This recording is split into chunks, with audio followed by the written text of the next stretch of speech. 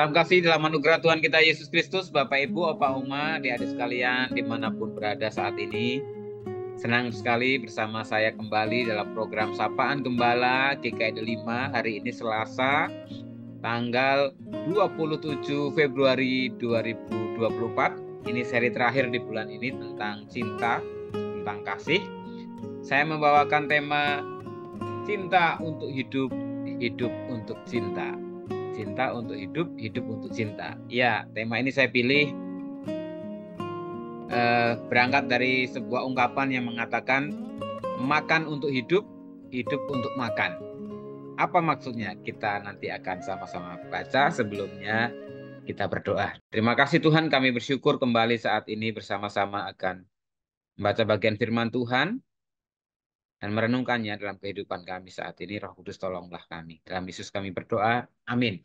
Ya, firman Tuhan yang saya pilih jadi dasar perenungan kita dari Injil Yohanes pasalnya yang ke-13, ayatnya yang ke-34 dan 35.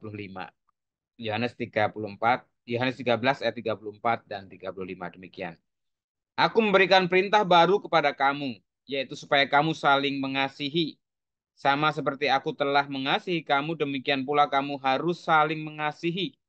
Dengan demikian semua orang akan tahu bahwa kamu adalah muridku jikalau kamu saling mengasihi.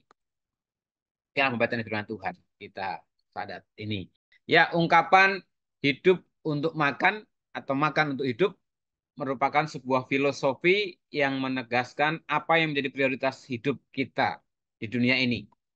Hidup untuk makan artinya kita hidup memang hanya untuk mengejar makanan. Ya, yang orientasinya hanya makan mulu. Apa-apa yang dipikirin makan, tentang makanan mulu.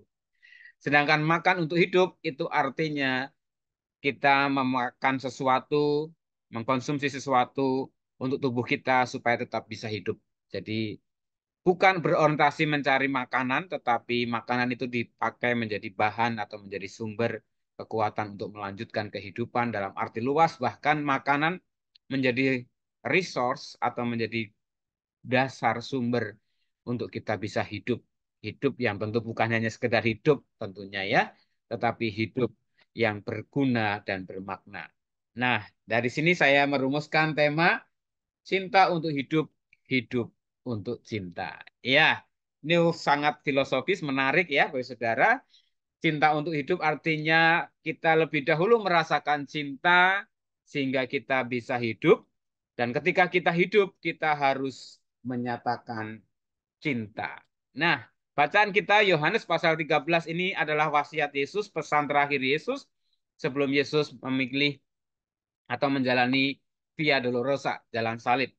Ya, pesan terakhir Yesus kepada para murid ini terjadi dalam perjamuan malam terakhir yang dimulai dengan Yesus membasuh kaki para muridnya, lalu Yesus melakukan eh, berkat terhadap roti yang dipecah-pecahkan dan anggur yang dituangkan itu sekaligus sebagai perintah untuk mengenang tentang Yesus yang akan dikorbankan tubuh dan darahnya di kayu salib. Tapi Yesus juga berpesan nih kepada para muridnya saat itu supaya mereka saling mengasihi. Menarik Ibu Bapak sekalian, perintah Yesus ini dikatakan aku memberikan perintah baru kepada kamu. Emang sebelumnya Tuhan Yesus nggak pernah ngasih perintah tentang mengasihi. Rasanya tidak seperti itu ya. Apa makna perintah baru ini? Sebenarnya ini menunjukkan sebuah penegasan, sesuatu penyegaran, diingatkan kembali bahwa para murid harus saling mengasihi. Kamu saling mengasihi sama seperti aku telah mengasihi kamu. Demikian pula kamu harus saling mengasihi. Kata sama seperti dalam bahasa Yunaninya memakai kata katon yang berarti mirip serupa, tetapi ada makna lain yaitu berarti sebagai sebab akibat, suatu alasan, karena. Dengan kata lain, ketika Yesus memerintahkan para muridnya saling mengasihi karena aku telah mengasihi kamu, ini menjadi dasar bahwa kenapa kita harus mengasihi, karena ternyata Tuhan Yesus lebih dahulu mengasihi kita. Kata-kata Yohanes ini tertulis kembali di Injil Yohanes bahwa bagaimana kita diperintahkan untuk saling mengasihi seperti Kristus telah mengasihi kita lebih dulu. Jadi memang ini ditegaskan oleh Yohanes kembali dalam surat Yohanes ya. Lalu poinnya apa Ibu Bapak sekalian? Kita ini menjadi apa tepatnya bahwa ternyata kita lebih dahulu mendapatkan cinta Yesus, mendapatkan kasih Yesus yang membuat kita bisa hidup. Hidup memang kehidupan kekal, keselamatan kehidupan kekal, tetapi juga hidup dalam karunia Allah dalam kesempatan yang ada di dunia ini. Itu menjadi jawaban poin pertama kita, cinta untuk hidup. Jadi kita lebih dulu mendapatkan cinta Tuhan sehingga kita bisa hidup. Hidup dalam kasih, hidup dalam pengampunan, hidup dalam sukacita, kegembiraan, rasa syukur. Meskipun situasi kehidupan terkadang tidak menyenangkan, tetapi kita harus tetap hidup. Yang kedua, hidup untuk cinta. Karena kita sudah lebih dulu merasakan cinta Tuhan sehingga kita bisa hidup. Maka hidup kita yang ada juga harus menyatakan cinta Tuhan. Saling mengasihi sesama. Ibu sekalian, perintah Tuhan Yesus ini tidak main-main. Yesus memerintahkan para murid saling mengasihi seperti Yesus mengasihi. Peristiwa saat itu Yesus baru saja berkata kepada para muridnya tentang pesan-pesan terakhir dan dia juga berkata bahwa ada salah seorang yang akan menyerahkan dirinya ke dalam pemimpin Yahudi. Bahkan Yesus berkata pada saat itu di ayat yang ke-27, sesudah Yudas menerima roti itu, ia kerasukan iblis, lalu Yesus berkata kepadanya, apa yang hendak kau perbuat, perbuatlah dengan segera. Jadi Yesus tahu bahwa akan ada seseorang yang mengkhianati dia, yaitu Yudas. Bayangkan Ibu Bapak Saudara-saudara, adik-adik, Yesus memerintahkan untuk saling mengasihi dengan meneladani Yesus yang pada saat itu yang dia tunjukkan kasihnya. Dia membasuh kaki para muridnya, memberikan perjamuan, melayani perjamuan kawin, perjamuan terakhir yang biasanya dilakukan oleh budak. Dan pada saat itu dia juga menegaskan, lakukanlah apa yang harus engkau perbuat. Ibu sekalian, perasaan cinta yang dikhianati, yang disakiti inilah yang menjadi konteks perintah Yesus. Artinya kasih agape itu sungguh-sungguh nyata terjadi di alam Yesus dan ditunjukkan, didemonstrasikan Yesus. Dari sini saya mengajak kita untuk menyadari dan juga siap ketika kita mau mengasihi sesama, mencintai sesama. Seringkali memang kita harus rela dan siap. Harus siap dan rela untuk tersakiti, dikhianati, bahkan mungkin diolok-olok, dikecewakan, disakiti. Itu yang akan dijalani Yesus dalam Via Dolorosa. Ibu Bapak sekalian yang terkasih dalam Tuhan Yesus Kristus, memang hidup untuk cinta perlu pengorbanan, perlu perjuangan. Tetapi itulah yang dikehendaki Tuhan. Yesus mengatakan bahwa kamu adalah murid-muridku jikalau kamu saling mengasihi. Luar biasa. Penutup bulan ini menegaskan kepada kita bahwa hidup saling mengasihi itu memang butuh pengorbanan, butuh perjuangan. Tetapi ketika kita mampu melakukan, mewujudkan itu, berarti kita adalah benar-benar murid-murid Yesus Kristus. Selamat berjuang untuk terus menyatakan cinta dalam hidup kita saat ini. Biarlah kehidupan yang sudah kita rasakan, cinta yang sudah kita alami, membuat kita benar sungguh-sungguh menyatakan cinta Tuhan, mengasihi dunia ini untuk kemuliaan nama Tuhan. Tuhan Yesus memberkati. Mari kita berdoa.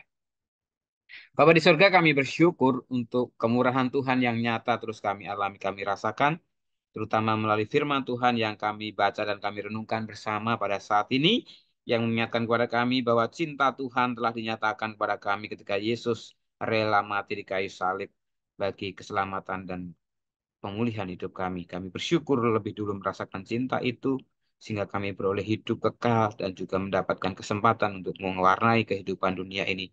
Dan biarlah kehidupan yang kami miliki ini pun juga boleh menjadi ruang bagi kami menyatakan cinta Tuhan, sehingga hidup kami berguna dan bermakna. Tuhan tolonglah kami.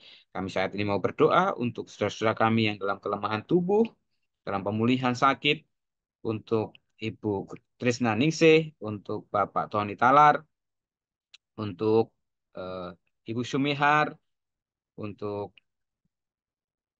orang-orang yang mungkin belum bisa kami sebutkan satu persatu. Tuhan berkati segala daya upaya, terapi, pengobatan, treatment lainnya yang diwujudkan.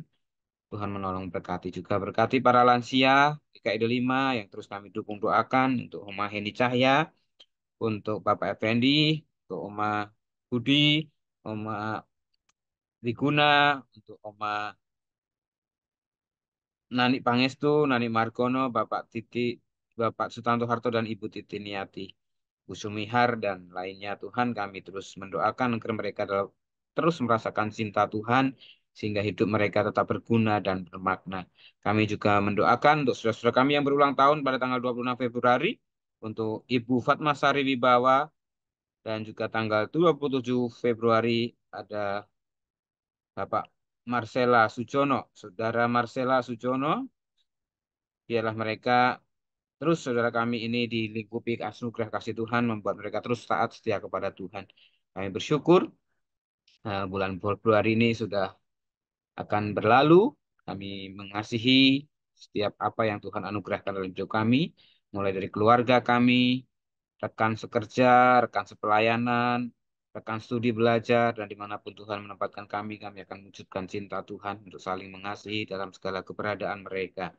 Kami rindu berdoa untuk bangsa negara kami, kiranya lingkupan kasih karunia Tuhan terus mewujud nyata dalam setiap proses politik yang ada, upaya-upaya pemulihan ekonomi, keamanan ketertiban di Papua, juga berbagai tahapan-tahapan dalam pemilu yang sedang berlangsung, untuk penetapan hasil pemilu dan upaya-upaya lain yang sedang berlangsung. Tetap Tuhan terus berkati agar mereka kontestan tetap mengutamakan kerukunan, kedamaian, persatuan, kesatuan, dan juga terus memperjuangkan dengan penuh eh, semangat untuk terus demi kebaikan bangsa dan negara kami. Terima kasih, kami serahkan hidup kehidupan kami ke dalam tangan-Mu Tuhan, lingkupan kasih karunia Tuhan senantiasa menyertai dan menggenapi. Doa ini kami minta, kami alaskan dalam nama Tuhan kami Yesus Kristus yang mengajarkan kami berdoa. Bapa kami yang di surga, dikuduskanlah namamu, datanglah kerajaanmu, jadilah kehendakmu di bumi seperti di surga. Berikanlah kami pada hari ini makanan kami yang secukupnya, dan ampunilah kami akan kesalahan kami, seperti kami juga mengampuni orang yang bersalah kepada kami. Dan jangan bawa kami ke dalam pencobaan, tapi lepaskanlah kami daripada yang jahat, karena Engkaulah yang punya kerajaan dan kuasa dan kemuliaan sampai selama-lamanya. Terimalah berkat Tuhan, Tuhan memberkati engkau dan melindungi engkau. Tuhan menyinari engkau dengan wajahnya dan memberi engkau kasih karunia. Tuhan menghadapkan wajahnya kepadamu dan memberi engkau damai sejahtera. Amin.